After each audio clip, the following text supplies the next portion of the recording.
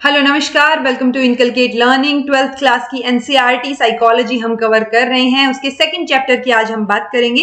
Second chapter में 7th part है ये, क्योंकि हमने कॉन्सेप्ट ऑफ सेल्फ, पर्सनालिटी का कॉन्सेप्ट, टाइप, ट्रेट, अप्रोच, दोनों के दोनों अप्रोचेस, एक जो 5 फैक्टर मॉडल किया था, उसके अलावा हमने साइकोडायनामिक अप्रोच भी कवर किया। अब एक और अप्रोच है पर्सनैलिटी को देखने का, एक बिहेवियरल अप्रोच और एक कल्चरल अप्रोच। उसी के साथ साथ जब मैंने कॉन्सेप्ट ऑफ सेल्फ करवाया था उस टाइम पे एक बच्चे का कमेंट था कि उसको वो जो थियरी है cultural aspect, culture and self वाला, वो पोर्शन नहीं समझ आया, तो मैं उसको भी लास्ट में एक बार इंक्लूड कर लूंगी। Okay, so this is presented by me Raveena. Videos informative लगे तो लाइक शेयर सब्सक्राइब जो आप कर सकते हैं। सो बिहेवियरल अप्रोच, देखिए हमने पैवलोव की थ्योरी पढ़ी है, हमने बिहेवियरिज्म पढ़ा है ओवरऑल। सो वही चीज यहाँ पे आपको देखने को मिलेगी।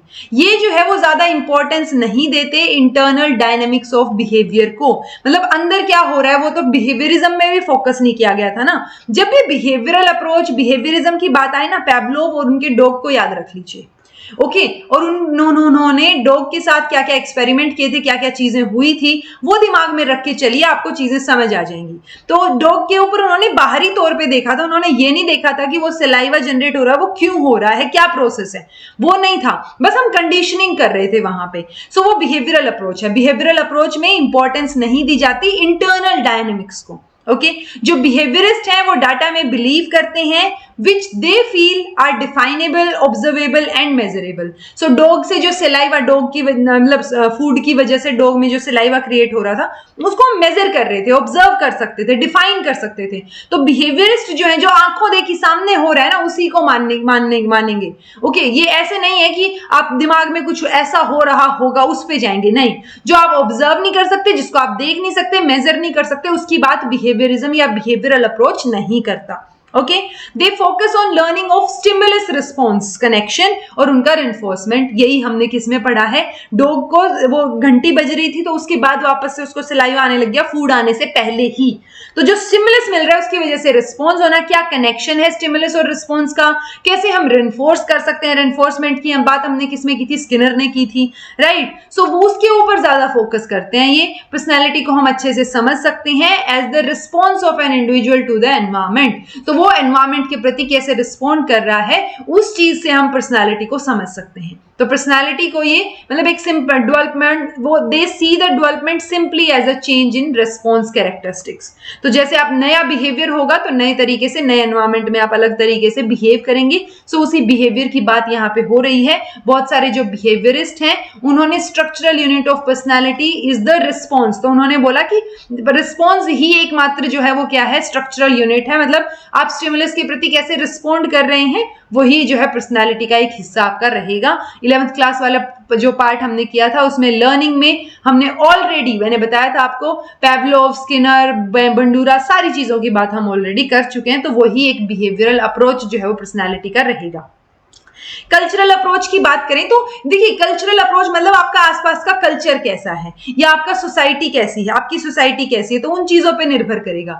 सो इन्होंने कल्चरल अप्रोच ये बोल रहा है कि जो ग्रुप है उसके इकोनॉमिक मेंटेनेंस सिस्टम जो है वो एक वाइटल रोल प्ले करेगा कल्चर के ओरिजिन होने में, कल्चर के ओरिजिनेशन में। कैसे कि मान लो आप बहुत पैसे वाले इंसान हो तो आपका कल्चर कैसा होगा, आपका एनवायरमेंट कैसा होगा, उस पर डिपेंड करेगा ना इकोनॉमी पे। अगर आपके पास ज्यादा पैसे नहीं है तो वो अलग कल्चर होगा आपके आसपास का, राइट। तो जो क्लाइमेटिक कंडीशंस हैं, आपके आसपास की जो कंडीशंस हैं, जैसे nature of terrain, of the habitat या अवेलेबिलिटी ऑफ फूड, इन चीजों पे भी डिपेंड करेंगी, ना कि लोगों के सिर्फ इकोनॉमिक एक्टिविटीज पे। तो कई चीजों पे डिपेंड करेंगी। मतलब अगर कोई इंसान अमीर है या गरीब है, इस चीज से ये इकोनॉमी हो गई, इकोनॉमिक बेसिस पे ही पता चलेगा कि वो अपने बच्चे को कैसे बड़ा कर रहे हैं, राइट।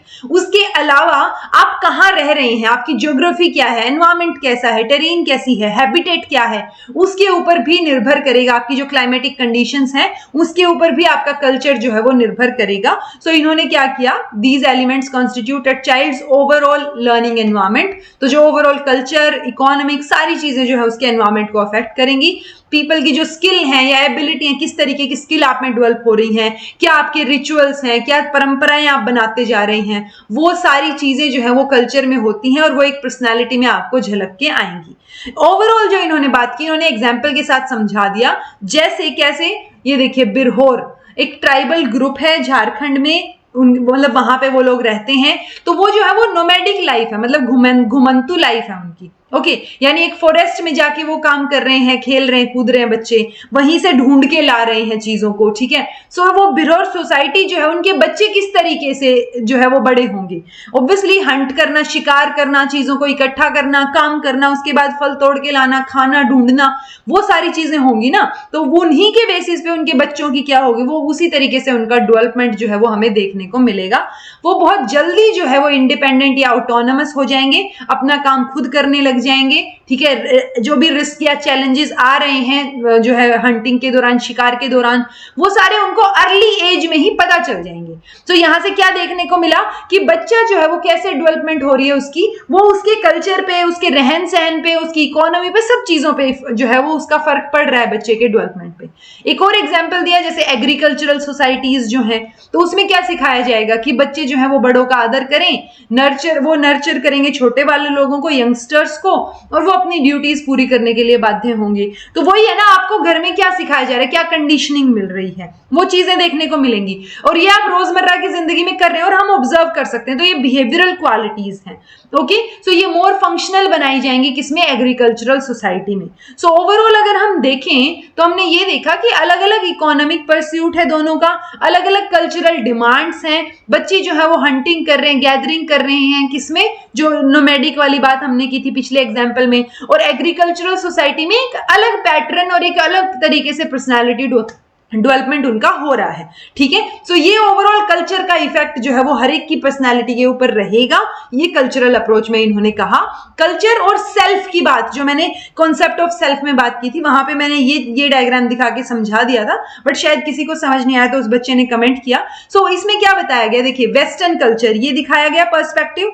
अब मान लो मैं एग्जाम्पल लेके चल रही हूं, जैसे अगर आप हिंदू हैं, ठीक है, या आप मुस्लिम हैं, कोई भी लगा लीजिए, क्रिश्चियन है, कुछ भी हैं, इंडिया की बात हो रही है फिलहाल, तो इंडियन कल्चर के पर्सपेक्टिव को देखें तो वो मतलब हम ना, हमारा और वो हिंदुइज्म को अलग नहीं किया जा सकता फिर उसको, या हमारे और मुस्लिम को अलग नहीं किया जा सकता। मतलब आप जिस चीज को फॉलो अप कर रहे हैं उसको ही आप अपनी इंडिविजुअलिटी में ही लेके चलते हैं, ठीक है। लेकिन वेस्टर्न कल्चर में क्या होता है कि आप जिस ग्रुप से बिलोंग करते हैं, मान लो एक पर्टिकुलर आपका जो है रिलीजन है, आप उससे बिलोंग करते हैं, लेकिन एज एन इंडिविजुअल भी आपकी कुछ चीजें होंगी, आपकी कुछ मेंटालिटी हो सकती है, और रिलीजन आपका अलग हो सकता है।